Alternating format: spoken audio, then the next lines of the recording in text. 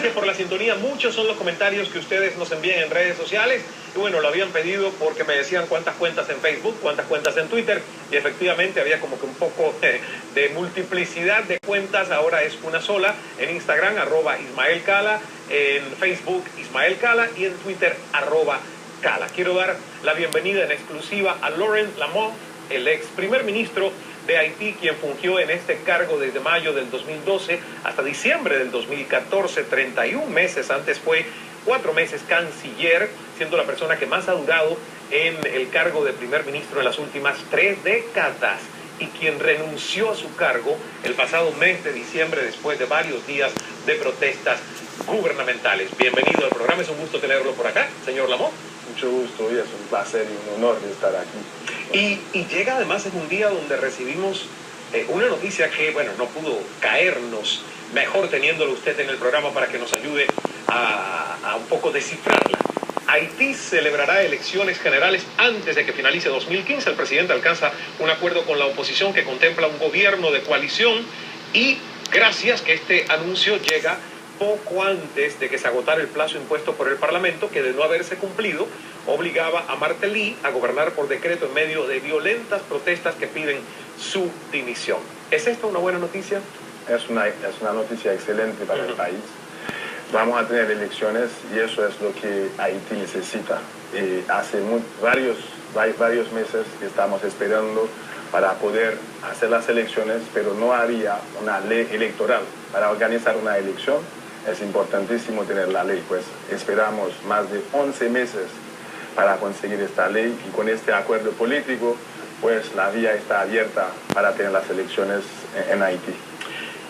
¿A usted se puede decir que lo obligan a renunciar? ¿Por qué renuncia usted? Bueno, primero porque yo tuve una tarea bastante complicada y difícil para hacer la reconstrucción de un país que estaba totalmente caído. Teníamos más de la 50% de la población viviendo en condiciones difíciles debajo de carpas. Logramos pues relocalizar más del 95% de esta gente. Llegamos a una situación complicada política. Entonces tuve que renunciar para que el presidente pueda tener un gobierno de consenso, para tener figuras políticas de la oposición, para tener una plataforma más amplia para organizar las elecciones abiertas, transparentes, con la participación de la oposición adentro del gobierno. ¿Cree que su renuncia ayudó a Martelly a lograr este acuerdo con la oposición? ¿Fue parte de, digamos, de que este acuerdo se pudo lograr? ¿Hubiese sido más difícil, más fácil si usted no renuncia? ¿Cómo hubiese sido el panorama? Bueno, yo hice el sacrificio para lograr una situación de consenso político. Entonces el sacrificio lo hice. Eso era la idea, de conseguir un acuerdo político para que Haití pues pueda tener las elecciones. Si tengamos las elecciones, pues eso justificaría la renuncia mía. Claro, y bueno, esto por lo menos ya le da un término al mandato de Martelly, que de otra manera las manifestaciones pedían también su renuncia. Así es. O sea que ya por lo menos yo me imagino que va a haber calma en espera de qué va a pasar en las próximas elecciones generales en el país, ¿correcto? Así es. Muy bien. Yo no sé si recordamos, pero hoy, un día como hoy, para ser precisos, 12 de enero de 2010, Haití sufrió el terremoto más fuerte de su historia, donde perecieron más de 230.000 personas y 1,5 millones más de haitianos quedaron sin nada, teniendo que comenzar a vivir en campamentos. Recuerdo yo perfectamente el día porque en ese momento vivía en Atlanta, estaba en CNN haciendo noticieros, y justamente fue algo que nos devastó. ¿Cuál es el balance de estos 5 años, señor Lamont? Bueno, Haití ha vivido un momento bastante difícil. Más de 200.000 personas murieron y más de 500.000 personas heridas.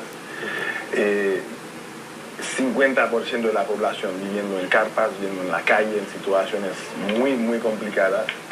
El país entero, bueno, estaba sufriendo. Perdimos todos los edificios públicos, y de ahí tuvimos que tener la solidaridad local entre haitianos y la solidaridad internacional para poder reconstruir. En un caso, por ejemplo, el coste de la reconstrucción era estimado a $13.000 millones. Y de esto Haití solo recibió 4.000 millones.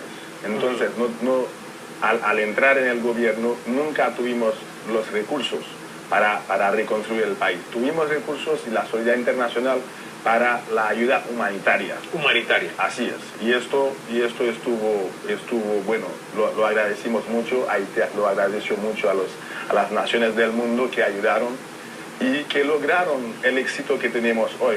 Hoy Haití es un país que hubo una transformación tremenda. Logramos primero relocalizar el 95% de la gente, construimos más de 100 escuelas, 5 aeropuertos, 2 puertos, 700 kilómetros de carreteras se están haciendo en el día de hoy. Entonces es un país que se está mejorando al día, pero necesitamos para seguir, para que el país siga, que esta solidaridad siga, porque el trabajo que se ha empezado no puede perderse. El trabajo que Haití, en la situación donde estamos ahora, más de 20% de turismo es la destinación que está creciendo más en los Caribes, está pasando por una situación de estabilidad también y de solidaridad internacional.